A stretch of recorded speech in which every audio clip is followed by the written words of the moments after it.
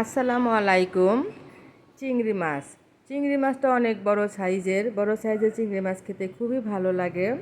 আমি এখানে খোসা ছাড়িয়ে চিংড়ি মাছের হলুদ, লবণ আর সামান্য মরিচের গুঁড়া দিয়ে মাখিয়ে নিয়েছি।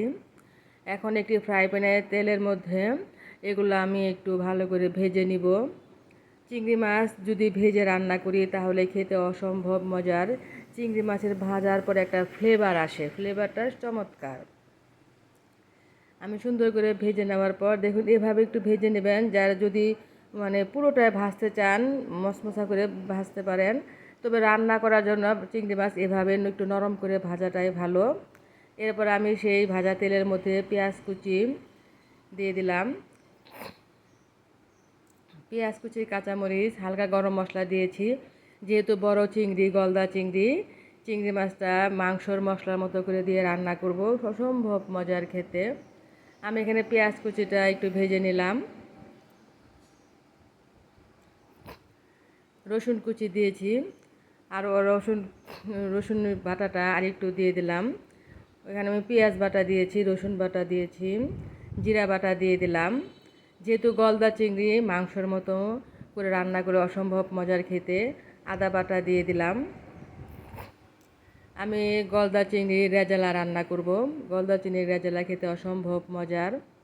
স্বাদ মতো লবণ দিয়ে দিলাম।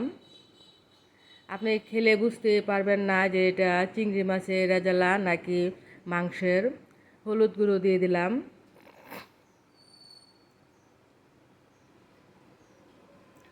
মরিচের গুঁড়ো দিয়ে দিলাম। মরিচের গুঁড়োটা আপনারা নিজেদের ঝালের স্বাদ অনুযায়ী দিবেন।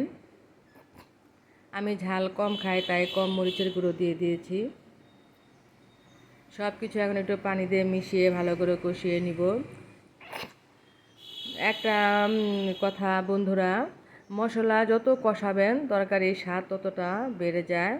আমার মশলাটা অনেক কষানোর পর আমি ভাজা চিংড়ি মাছগুলো দিয়ে দিলাম। এই তরকারিটা খেতে বোঝাই যাবে না আপনি চিংড়ি মাছ দিয়ে খাচ্ছেন। সবগুলো মাংসর মশলা দিয়ে যদি চিংড়ি মাছ এভাবে রান্না করে খান, অসম্ভব মজার খেতে। চিংড়ি মাছ আমার বাসায় সবাই পছন্দ করে। আমি চিংড়ি মাছের নানা ধরনের আইটেম রান্না করি। এক এক সপ্তাহে এক এক ধরনের রান্না করি। কারণ চিংড়ি মাছটা সবাই পছন্দ করে, এর জন্য আমি রান্নার আইটেমগুলো চেঞ্জ করে রান্না করি।